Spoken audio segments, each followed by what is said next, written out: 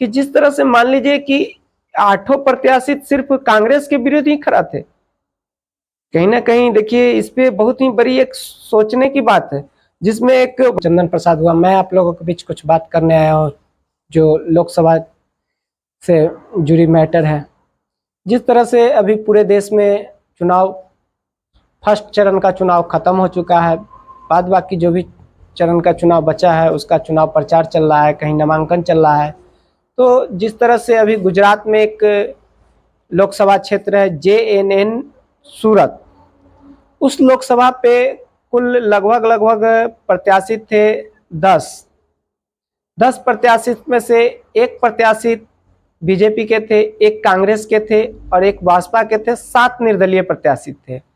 7 प्रत्याशित में से एक प्रत्याशित नीलेश कुंभानिया जी का, जो कांग्रेस के प्रत्याशी थे, उनका नामांकन किसी कारण से चुनाव आयोग रद्द कर देते हैं। चुनाव आयोग के रद्द करने के बाद होता क्या है, उसके बाद टोटल जो बच गए 9 प्रत्याशित बच गए बीजेपी लेके। तो भाजपा प्रत्याशित प्यारेलाल भारती जी ने जैसे ही कांग्रेस का नामांकन रद्द होता है वो अपना भी नामांकन वापस ले लेते हैं। उसके बाद 7 निर्दलीय प्रत्याशित बचते हैं। 7 निर्दलीय प्रत्याशित भी अपना नामांकन वापस ले लेते हैं। बच गए एक बीजेपी प्रत्याशित जो मुकेश दलाल जी नाम है उनका। मुकेश दलाल जी, जिस तरह से आप देख सकते हैं कि लोकतंत्र में एक बहुत ही बड़ी खबर है, बहुत बड़ी खबर है। पूरे देश में अभी तक ऐसा लोकसभा चुनाव में निर्विरोध किसी कैंडिडेट ने नहीं चुनाया था, जिस तरह से मुकेश दलाल जी बीजेपी के निर्विरोध लोकसभा चुनाव चुनाए हैं।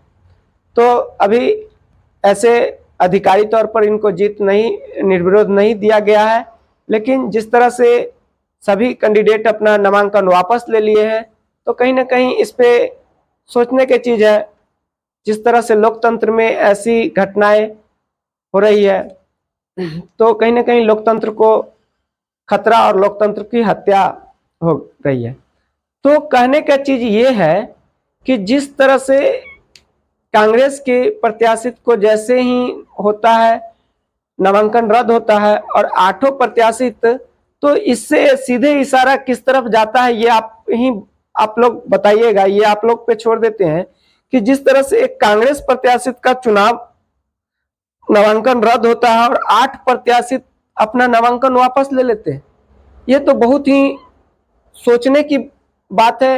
ये जनता को इस पे विचार करना होगा, जनता इस पे सोचेंगे, इसका जवाब जनता ही देंगे कि जिस तरह से मान लीजिए कि 8 प्रत्याशित सिर्फ कांग्रेस के विरोध ही खड़ा थे। कहीं ना कहीं देखिए इस पे बहुत ही बड़ी एक सोचने की बात है, जिसमें एक भाजपा प्रत्याशित ने मांग की सुरक्षा का।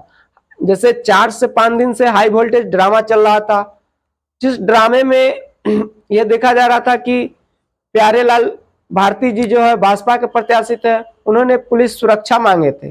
हो सकता है किन्हीं से उनको डर होगा। तो कहीं ना कहीं एक चीज, अगर मान लीजिए कि डर किससे होगा ये आप लोग बताइएगा। जिस तरह से मान लीजिए कि नीलेश कुंभानिया जी कांग्रेस प्रत्याशी, तो कांग्रेस प्रत्याशित का पर्चा रद्द होता है तो उनको भाजपा प्रत्याशी से कोई मतलब ही नहीं है, उसमें उनका कोई रोल ही नहीं है, उनको उससे कोई लेना देना नहीं है, तो वे तो अपना कोई रोल ही नहीं अदा कर रहे हैं। तो इसमें आप ही लोग बताइए कि इसमें किसका रोल होगा, किस पार्टी का इसमें रोल होगा जो 8 प्रत्याशित एकाएक नामांकन वापस लेते हैं। जिस तरह से कांग्रेस प्रत्याशित का नामांकन रद्द होता है और 8 प्रत्याशित एकाएक अपना नामांकन वापस ले लेते हैं, तो कहीं ना कहीं एक किस तरफ ये इशारा जा रही है, आप जांचिए और परखिए और इस पे बताइए कि किस तरफ इशारा जा रही है और किस तरफ सिर्फ, अगर मान लीजिए कि ये कांग्रेस प्रत्याशित का नामांकन रद्द हो गया, फिर भी 8 प्रत्याशित तो बचे, ऐसा नहीं है। तो इस पे आप लोगों को विचार करना होगा, इस पे आपको सोचना होगा। और इसी के साथ अपना बात समाप्त करते हैं।